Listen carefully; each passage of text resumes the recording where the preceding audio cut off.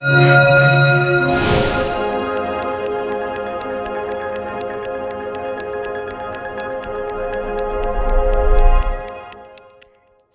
the first speaker that we have is Dr. Idiyawati Hussein. And a little bit of introduction of Idya. So Dr. Idiyawati Hussein's career has seen her jumping across the great divide of academia and industry not once, but twice. And she was born in the cool shadow of the tallest mountain in Borneo, the Mount Kinabalu. And Idya's journey has taken her far and wide. As an academic researcher turned user researcher, the great unlearning came early for Idya. And as she moved from the what of the formulaic UX methods to the how of constantly adapting them with grace and balance that is so Idya, she is now here to share her stories. Take it away, Idya.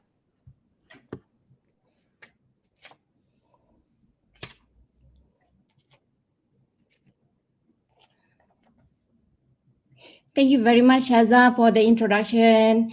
Thank you very much to the committee members who have been working day and night to reach out to the local UX communities, and to all the speakers for the superb quality content, which has grown me for the past 24 hours. And last but not least, hello world. It is an honor to be in the screen. Well, I hope you can learn something from us, at least a place to go for your summer holiday. So what you see on the slide is my hometown. Let me show. This is my favorite little thing. Like Shaza mentioned just now, Mount Kinabalu is located here, and it actually takes us like 2 hours and 45 minutes to go there. So currently we are at this site. Shaza is here in one of the island, and me here, we are at the northern part of Malaysia, and Chee Seng, our next speaker, is currently here in the middle of the capital city. So this is Malaysia. The reason why I put this up is because when I studied in the UK, a lot of people don't know where Malaysia is. So they know actually where Singapore is. So what I did was I'm located closely to Singapore. Well, Malaysia is around here. Okay. So back to my hometown just now. Shaza, okay, we have beautiful sunset, hilly sides, crystal clear water, beaches, water houses, a mountain. So I think just to welcome the 24 hours of UX community member, if you want to do a physical conference, maybe you can start with this part of the world down here. Next slide. So this is how we conduct our user study.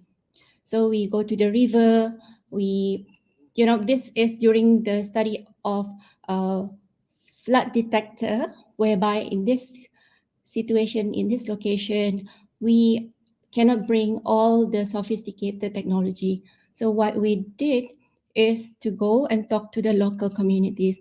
And these are the people who bring life to the environment around here. And the last picture, if you see, these are the small businesses who actually sell the food for their economics, not to grow, but for sustainability. Okay, this is me. Surprisingly, I have a PhD in IT, specifically in user experience design practices from the International Islamic University, Malaysia. And I got master's degree from the University of Manchester, Institute of Science and Technology, UMIS. Now it is merged to become one of the biggest university in Manchester. So I am representing basically 3 communities here, including UX Malaysia. So 22 years of practices. I would say I fall in love with human-centered design back in 2001, 2002 when I learned about it in the UK. But throughout the year when I come back, try to practice, try to write book, research publication on UX and UI, try to, publish about, mostly I wrote about malicious design, how design could kill, to create awareness back then. So yeah, it's like 22 years. Currently, I'm a local lead for the Kuala Lumpur International Interaction Design Foundation, which is based in Sweden. I am the co-founder for the Kuala Lumpur ASEAN Special Interest Group Computer Human Interaction SIGCAI for almost 10 years.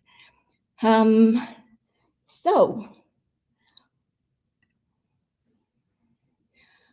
my main agenda for today is divided into 3 topics.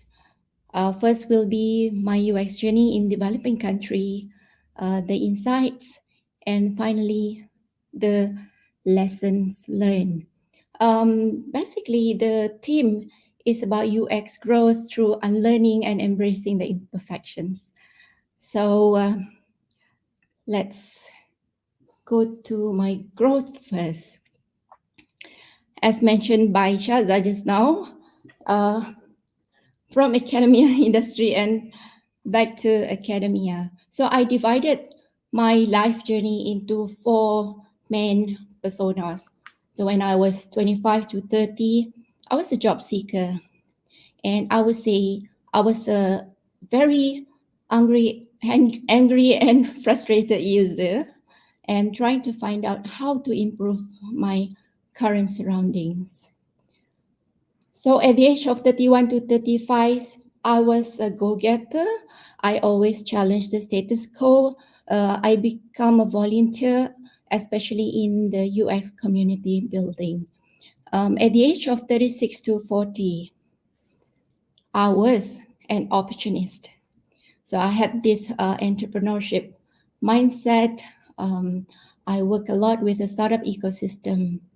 And now I would say falling into the 41 to 45 years old, I go back to the work-life balance personas. So this is where I try to connect the dots, learning from the past and try to contribute as much as possible to my current surrounding, try to improve wherever I can improve, and focus more on the impactful projects. So this is basically the customer journey, my own UX journey. So back then, I was a frustrated user, tried to make a difference, tried to write stuff about my surroundings, and I found out I cannot do a lot of things. So I actually try to tell people this is wrong, this is not right, this is against the usability principles.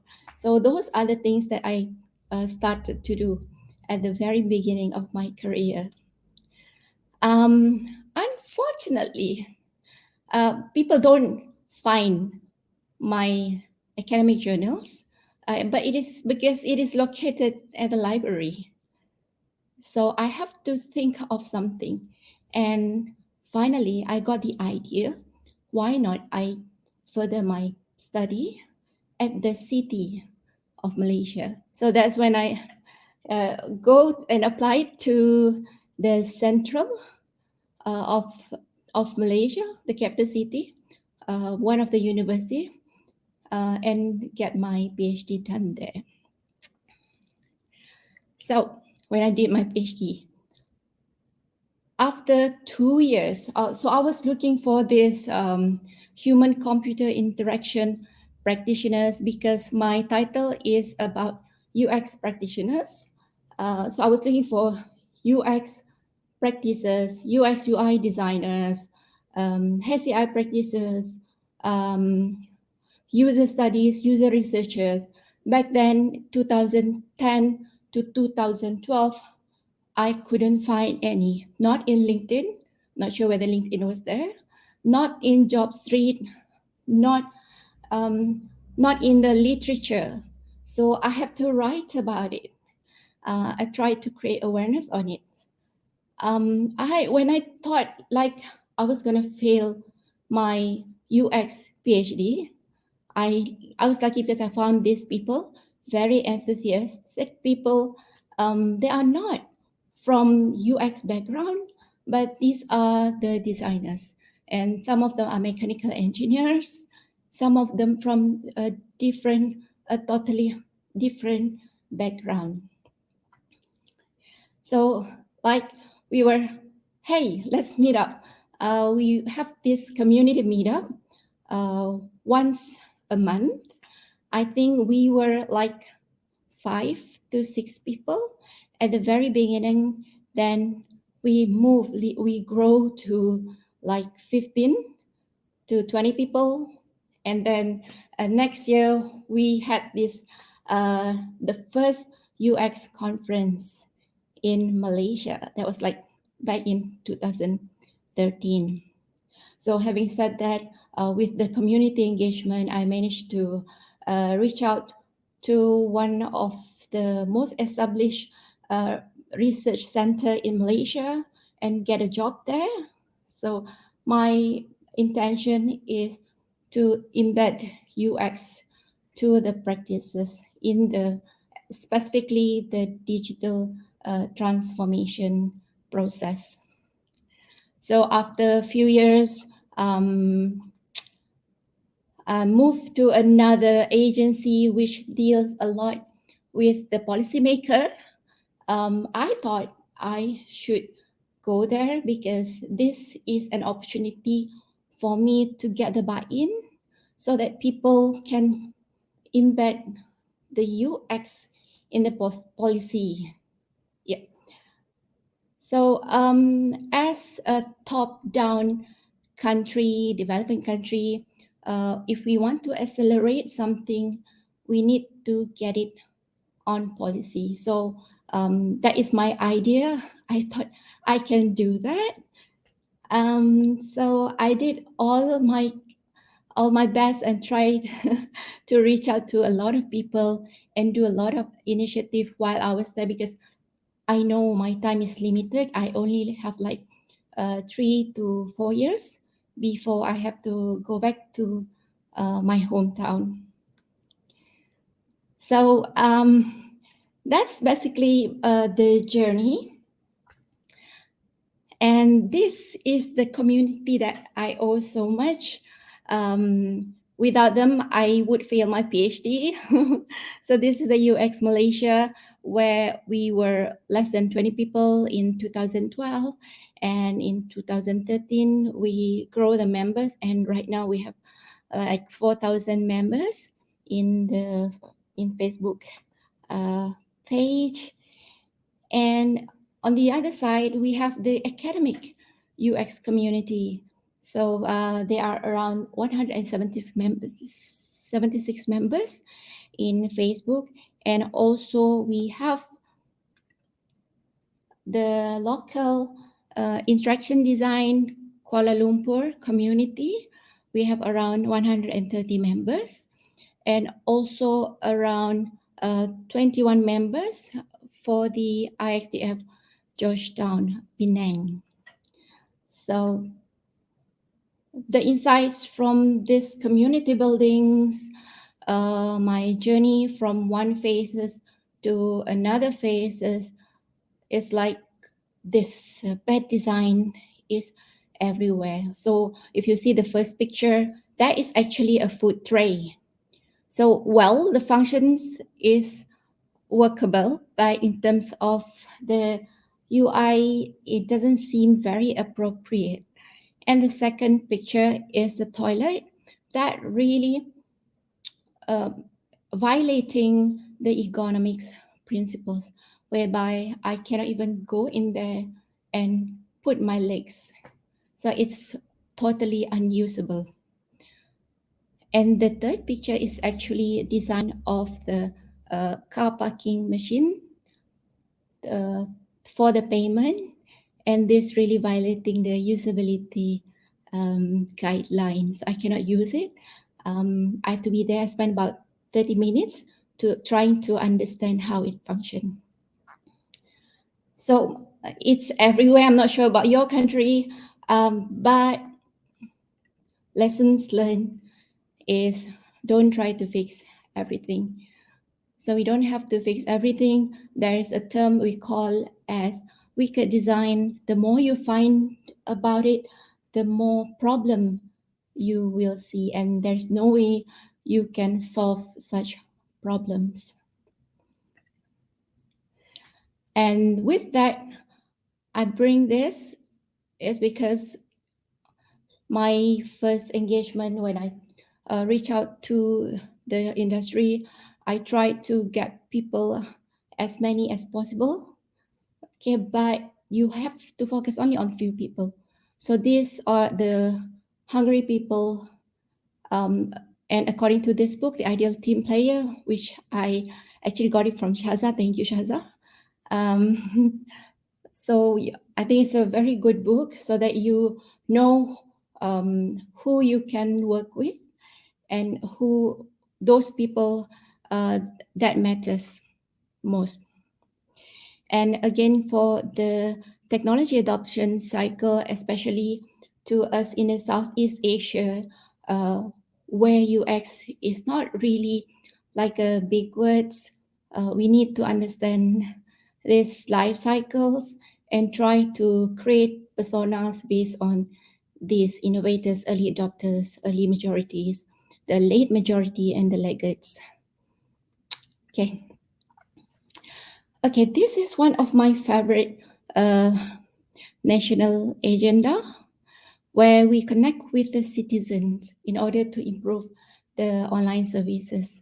So we managed to get with elderly people, blind people, little people, and they actually provide us with a very good insight on their pains and how to improve the current situations. So sometimes at any phase of your life, you may not have the answers to all the problems, but if you get to the right people who have been experiencing the pain for quite some time, they might have a very good and logic problem solutions for you.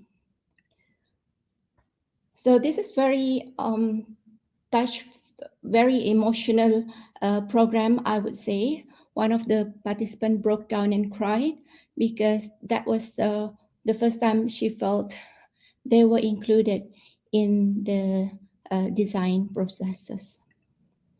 So the second one is like the co-creation programs.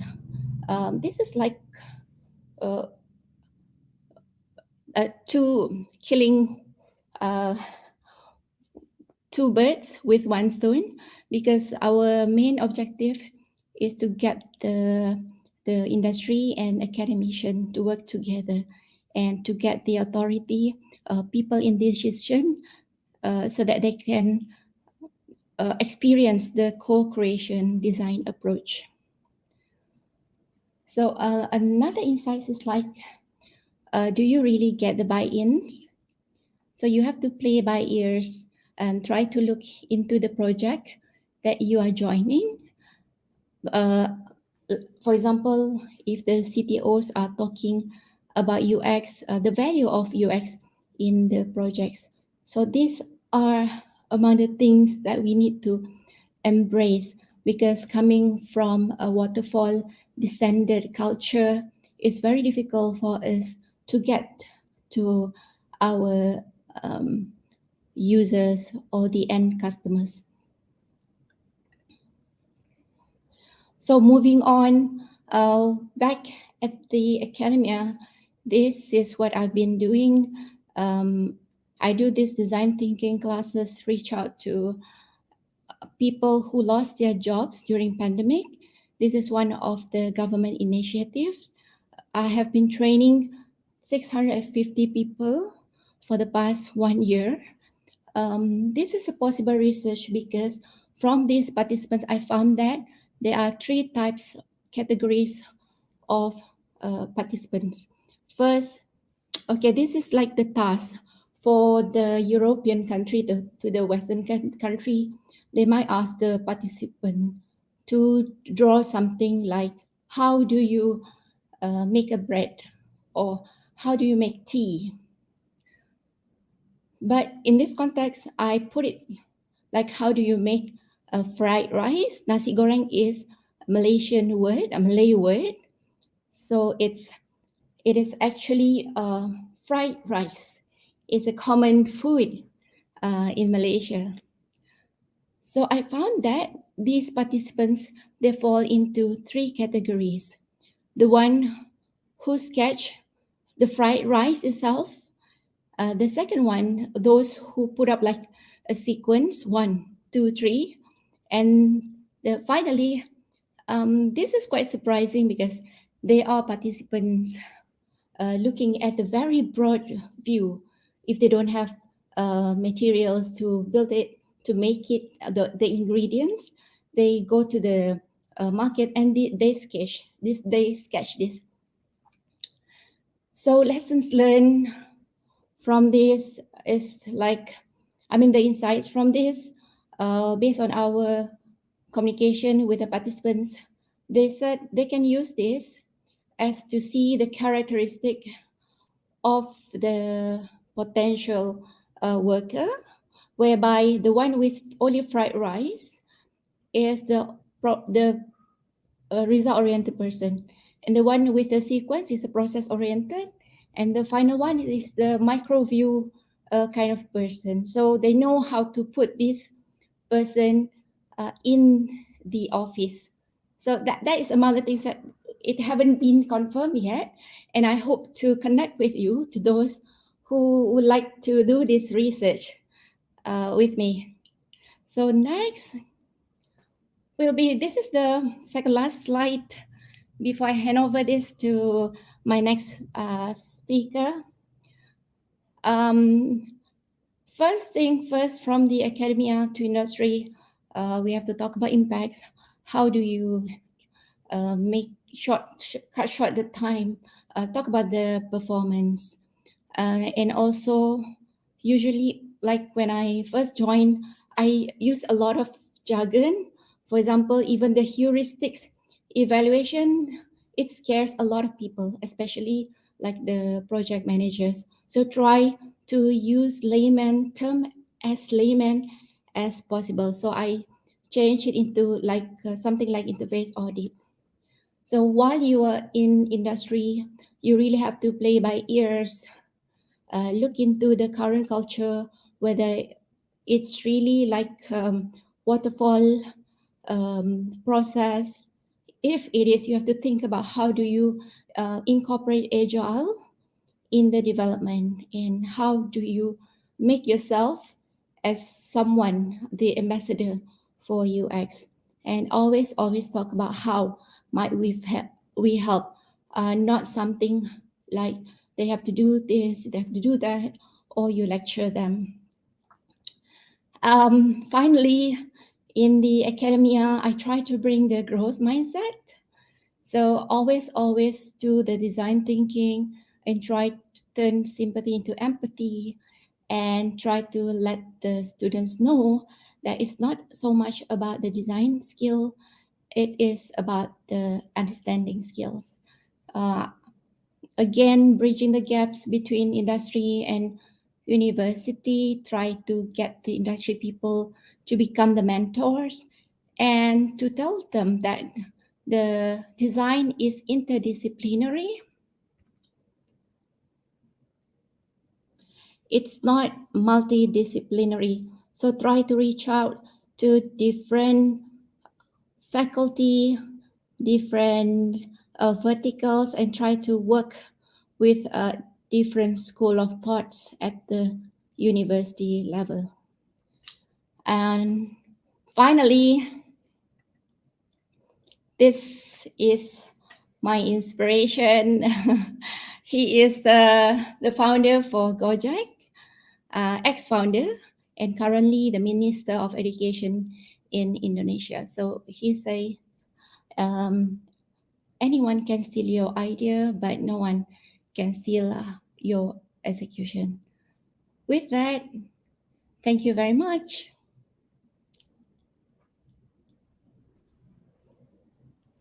Thank you so much, Idya. That was such a journey, and I think everyone's eyes lit up when they saw the persona that you identified yourself. And like Donna said just now, it all builds up. The personas meshes into one super persona as we grow in our career. Thank you very much, Idya. All right. What we have, okay, so Leong Chee Seng is a name that needs no introduction if you use Figma in Malaysia. So, born and raised in our very hot and beautiful capital city, Kuala Lumpur, Chee Seng kicked off his UX journey as a web developer. Now a designer at Stampede, Chee Seng also rallies the visual and interaction design community through his role as community advocate for Figma Kuala Lumpur. As a young designer, Chee Seng is no stranger to rejections. I've been told this is going to be a story about bouncing back, but also the art of unlearning and embracing imperfections in the pursuit of meaningful growth. Go ahead, Cheese. All right, thanks, Shaza. Good morning, everyone, and also good evening, afternoon to the rest of the world.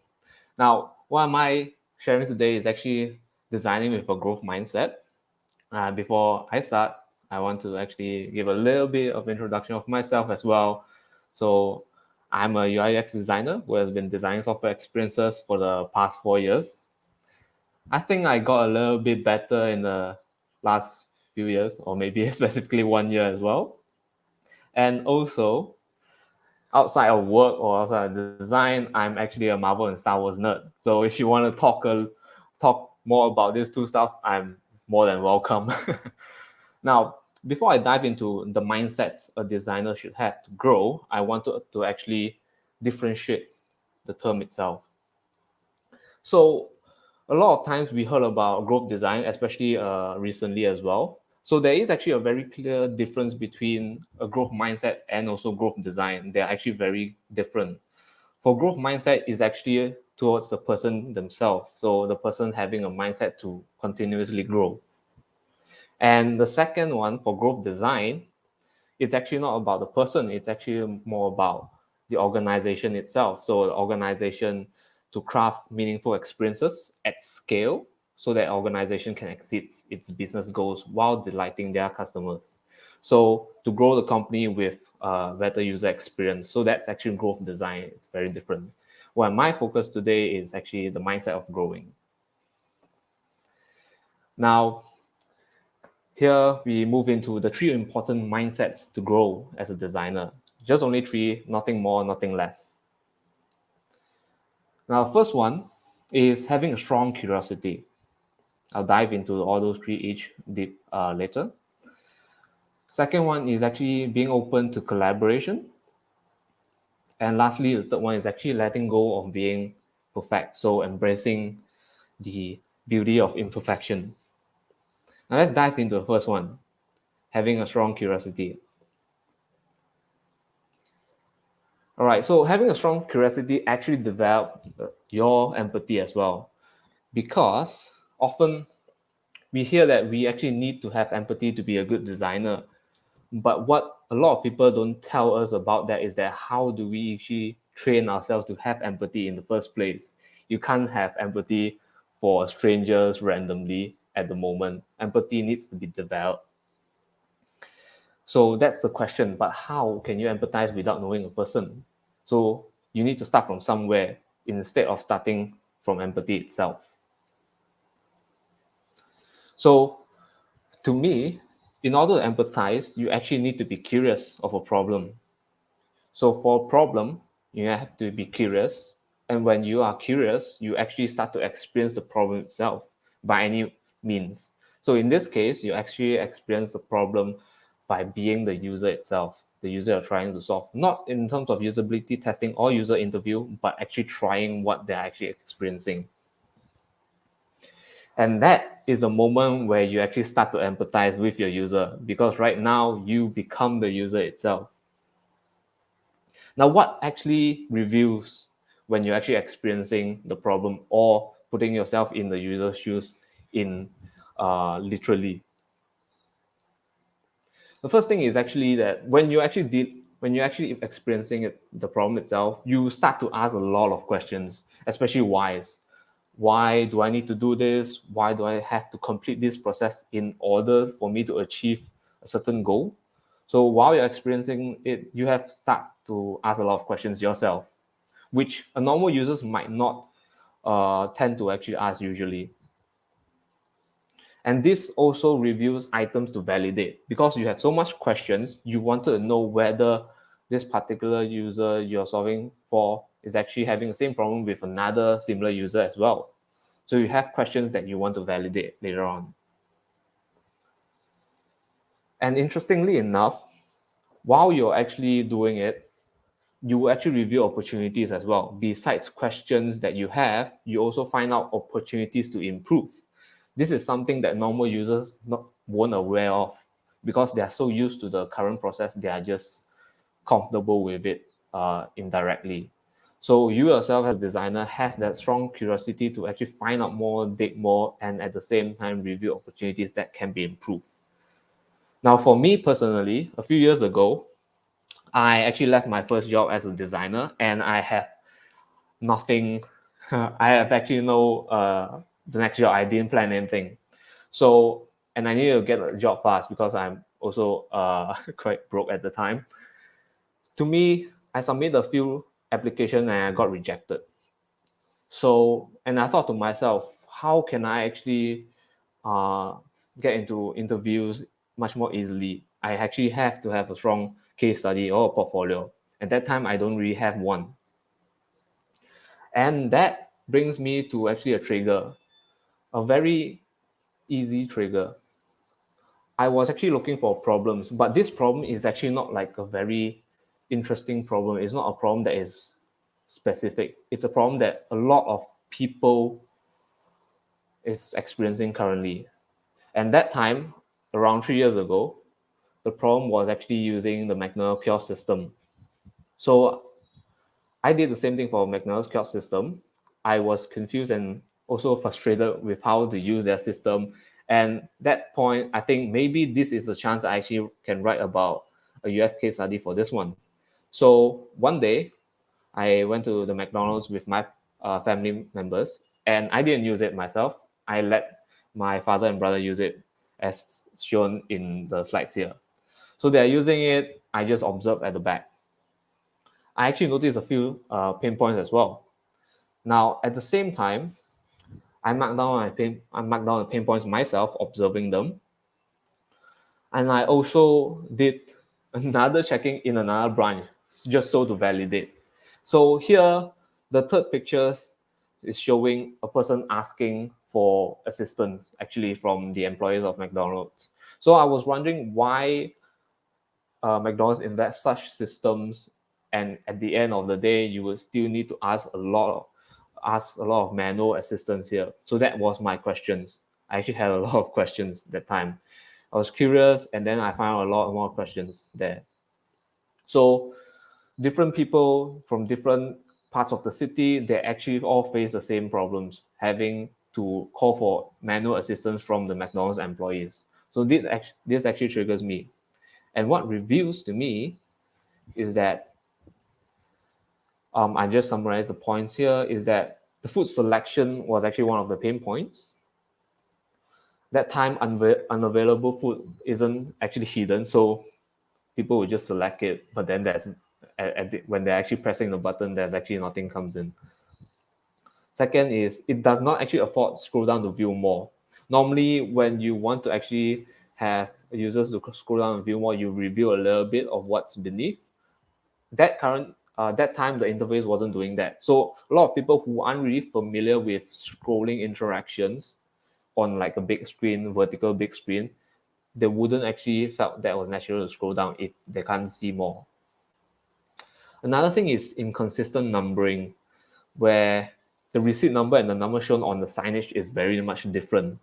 So if you're a normal user, you wouldn't know whether you should go to take your meal or not, even though it's actually your meal, because the number is completely different. It's actually a really funny problem, because when I was just sitting there, a lot of people are having issues, and in the end, the employers need to send the food manually to their table. So it's kind of like defeat the purpose of digitization. Yeah, and finally, it's a lot of manual process. So that is actually what triggers me. I found that is that why invest so much money in the digitization? In the end, you need to revert back to having manual process. So that was the main question. And with that in mind, I actually came up with my own case studies. And surprisingly, I actually got notice from the one who actually designed the system. So that time was actually huge, if I remember correctly, a consultant company. So they invited me to actually go through with them my case study, so that they can actually get the feedback from there. And I think a few months later, I think they did improve it. I actually didn't pay too much attention, but I did feel a little bit more smooth when I was ordering. So that was actually how I actually got into it, just by being curious of the problems itself. So curiosity is actually easier said than done. But yeah, so how do you actually start by being curious? You find problems that are very personal to you. Usually problems that are personal to you, you won't be aware of it, because these are so natural, and these are also problems that is actually very important to solve, because they are hidden behind the back of your mind, and also hidden behind the back of your family members or your friends. So usually these are the problems that is actually worth solving, because they're just so hidden but very valuable and also relatable. Second thing is actually learning from fields that is not design. So one example I can give for recently is that I was actually designing a presentation for a topic called UX for cost reduction. Now, instead of looking how UX can actually reduce costs, I actually look into how startups actually built in the first place. I look into Y Combinator, specifically Y Combinator, and also the challenges building a company, so that I actually get to know a little bit more about the background of actually building a company, and why cost reduction is something that is so important for a company. And I learned a lot. So building a company has a lot of similarity with doing UX as well. And that is actually the first part of being curious. The second part is being open to collaboration. Now, as designers, we are always told that we should be collaborating, and to some people who thinks that collaboration isn't possible if you are actually a one uh, designer alone, or solo designer in a startup, it it doesn't happen. You will still design with a lot of people. So hence why products and experiences are never actually built alone, even though you are only the designer in the company. And that there are two reasons. First, even if you are a designer in your own company, one designer, you have to discuss with your stakeholders anyway. The stakeholders include your CEO, your product managers, your COO, etc., etc. So your discussion takes place with stakeholders itself, and that's pretty normal. Much more importantly, is actually you are actually designing with your users itself. So in order to actually create a very good product or experience, you have to design with your users. So designing with your users means that you are actually conducting user interviews, you talk to them, you're doing usability testing with them frequently. And with that kind of information, you iterate your product further. So iteration is actually part of that. And if you're not doing all this, then your product isn't iterating enough, and soon it might die out with some of the companies that actually really cares about user experience. So here you collect insights from your users, and the second one is you iterate products from the insights. Pretty straightforward, but then a lot of people don't realize it. Yeah. And how can you actually train yourself to be open to collaborate? There are actually three things. you actually have to build rapport with your team members by asking questions. That's actually quite the easier way, because asking questions means that you have a base to start your conversation. Especially for junior designers as well. If you're new to company, you do not know what to do, you've just been assigned to a new project or a task, the easiest way to actually collaborate with your teammates is to understand the task you have on hand and start questioning the parts that you are unsure of. And that actually builds rapport with your team members. Second thing is I actually encourage designing in pairs. That's also what we do at Stampede most of the time. We actually design in pairs. And what I think is important in design in pairs is that if you look at coding, pair coding, is that someone codes and then another person watch it. Now in designing, that is not the case. It's not like one person design and another person just watch it. I don't think that really works well. Instead, in pair designing, both designer actually is designing at the same time. But the important thing is they're actually exchanging critiques and feedbacks. I draw a circle. I don't think the circle makes sense. Maybe we should try a square on the right side. And then we compare. So it actually builds rapport. Again, it improves the rapport between designers, but this time it's a little bit much more focused. You don't need to worry about a group of designers having like 5 or 10 at the same time. So you can actually train your collaboration skills much more easily because the team is small.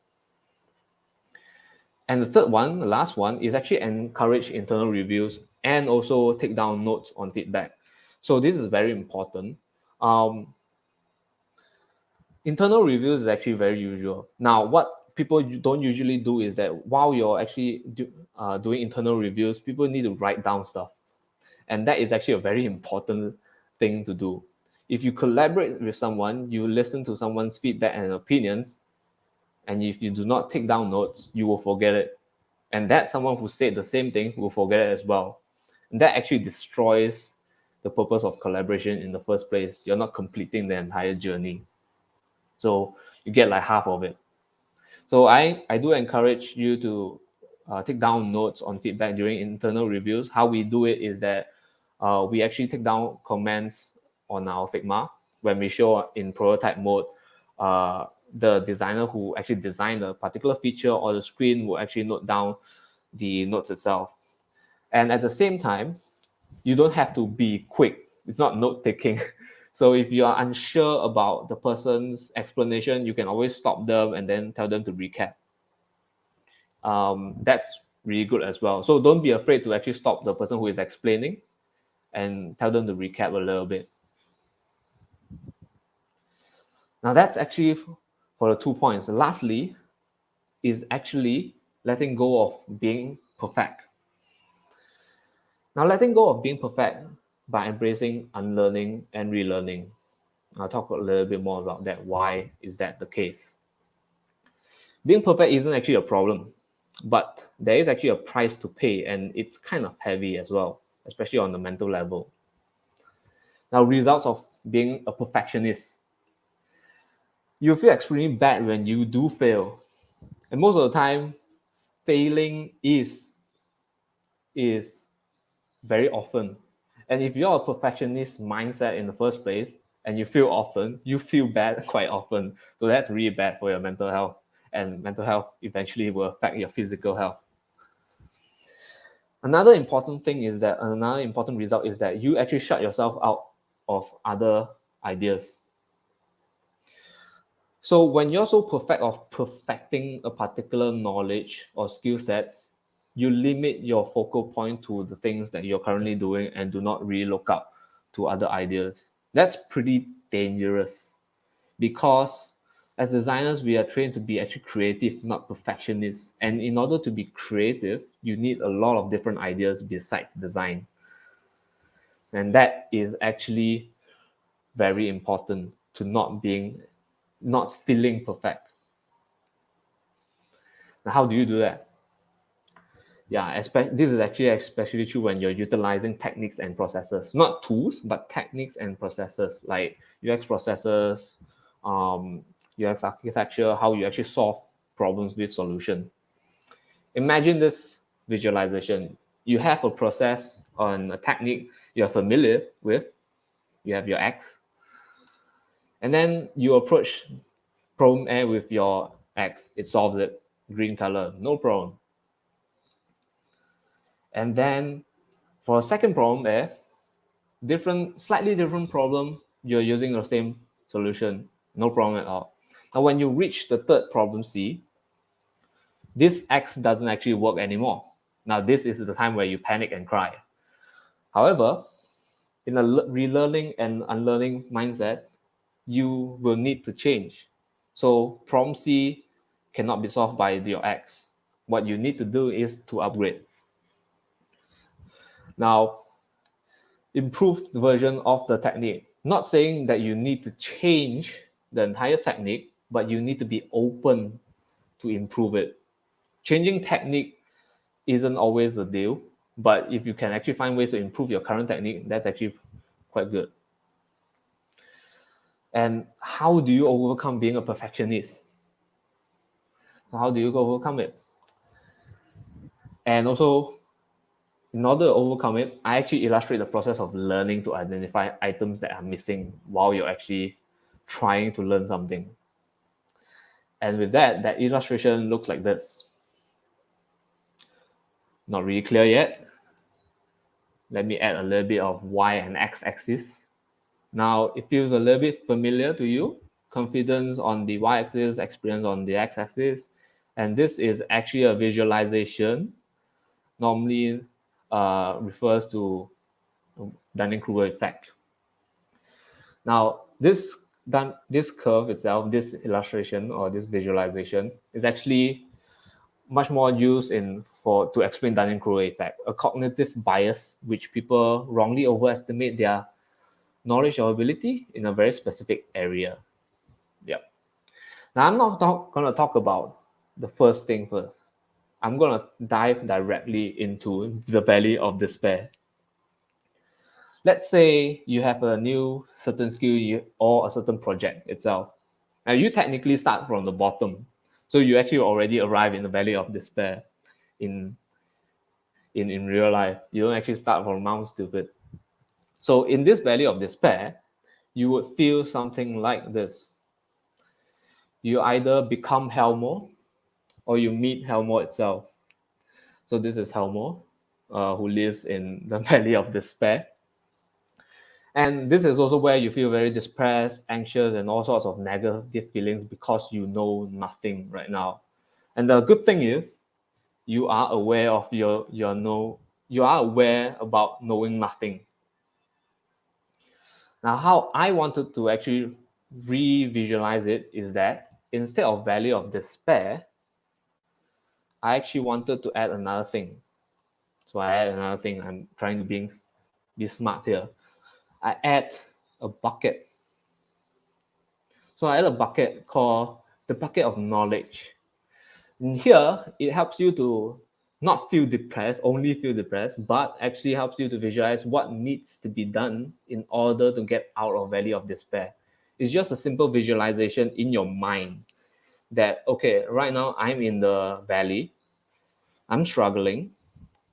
The thing is, when I'm struggling, what I need to do to not struggle, what are the bucket list of items I actually need to learn? So here, with your bucket of knowledge to learn, you list down the things that you think you do not know. And that is also the time where you actually can ask your seniors as well. So don't be afraid to ask your seniors for feedback. Like what are the things I should know of when dealing with this, when I'm trying to learn a particular skill or complete a particular project. And that's very important. So you're not just finding it yourself, you're actually initiating conversation with your seniors, because your seniors most of the time might have already solved the problem or might have already gained the knowledge. And that is the moment where you identify the list of items and also find out anything more that you're missing by asking people who is more experienced, so that you can actually get out of the valley as soon as possible. So with that said, the more items you check, the more comfortable you are with the project or the task in hand, because your skills are improving, getting a little bit more comfortable day by day. So you're climbing a ladder up quite fast, depending on the person. And then when you reach the plateau of sustainability, now it's a time where you actually reach unconscious competence, because you're you're competent at something, but you're actually unaware already. And that's actually a good thing, because that's like a muscle memory, a hidden skill. So you kind of reach heaven at this point. So that's actually how you can visualize the learning process of yourself. Now, but what about unlearning, relearning? So I talked about learning just now. So that's learning, because I start at the bottom. What about people who is familiar with their skills? Now, these people are usually people who are actually quite a little bit more confident than people who do not know anything. So they actually arrives at the peak, the most stupid area. And this is where you feel kind of strong as well. Okay, although the rock is a wrong representation of being too capable, you have two outcomes here. You either fall to the valley of despair, and in some cases, you don't really fall directly below. You might glide through. So depending on the person itself, or how you actually relearn the particular skill, you might go very, very deep into the valley of despair, or you kind of experience it by gliding it through, because you are aware and can pick up a little bit faster. So it really depends on the person itself. But the thing is, we can never run away from it. We can never run away of learning. And that also means that at any point in time, when you're in your design career, the slope is always there, as long as you are learning. And that is how the hype curve will actually visualize. Your skill have this, you achieve one skill to the other, and it goes on and on until you stop learning. And how does learning about this help you grow? Mentally, you set yourself up to be open to failures, and then also accept new challenges, new techniques as well. So you're already prepared in the first place. And with that in mind, you feel less prepared when it hits you. So you kind of have the shield as well. Now, finally, there's two quotes here. Growth isn't only about learning, it is also about unlearning and relearning. I do not know who said that, but that's a really great quote. Another quote is, second at something is the first step to being sort of good at something. And this is not by any famous person. This is by Finn the Human from Adventure Time. It's an animation character. I've never watched a single episode of Adventure Time, but this quote is really, really good. And to end on this note, I want to actually plug something. Now, I actually want to thank my colleagues at Stampede, because without them, I don't think I can come up with this slide. They're actually part of my experience of growing. So these are the people at Stampede as well. So they actually contributed to this slide. I actually want to thank you guys for helping me to create this slide as well. And yeah, all the content itself, because you are part of my experience. And also finally, we're actually hiring. So what Stampede does is that we help teams design products and services people want to use. And with that said, there are actually two positions available. You are UX designer from junior level to senior level, and also front-end developer from mid-level to senior level. Yeah, you can click on the stampede-design.com/join us to find out more. And lastly, Vader says, join us, we have cookies. Besides cookies, we have a lot more stuff. Yeah. And that's it for my talk. Thank you. You can find me on LinkedIn, Instagram, and Twitter at CSLeong98. So they are all the same handles. Thank you.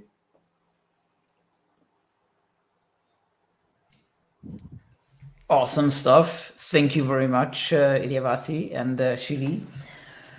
A really good sort of roll up into the final hour that we're getting close to.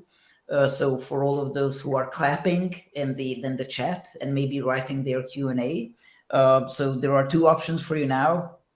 A tough decision. Either you go with these two lovely people over to their session Q&A to ask them about their journeys, maybe some tips and tricks for your growth and so on. And they can invite you up to the stage. You can join them and really have like a roundtable kind of discussion. Or you stay here for our final talk, as mentioned, no easy decision. And this will be our final keynote as well, around making sense of career progression. So we really sort of backloaded the me themed talks here near the end. And we'll have Jonathan Yap joining us from Singapore for this making sense of career progression. So the two options now, go with the Q&A or stay here. If you go with the Q&A, just click sessions and go scroll the way down to the very last session and join that one. And to Idyawati and Chee, thank you very much. You can click the blue circle in the top left corner, and that will take you to the attendee interface. And there you can do the same thing, go to sessions, and there you will be able to join your own Q&A session.